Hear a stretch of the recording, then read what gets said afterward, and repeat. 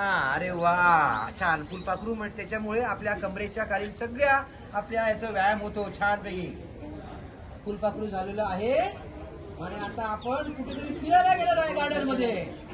वा, फुलपाखरू झालोय आपण छान पैकी. हे दररोज घरी करायचं आहे आणि आपल्या आई बाबांनाही करायला लावायचंय, म्हणजे त्यांचंही बीपी शुगर या बऱ्याच प्रमाणात कमी होतील, कंट्रोल मध्ये अर्थात येतील.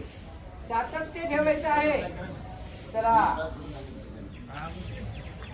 आता शेवटचे 10वा अंक झाला का बंद करायचं. चला 1 2 3 4 5 6 7 8 9 10.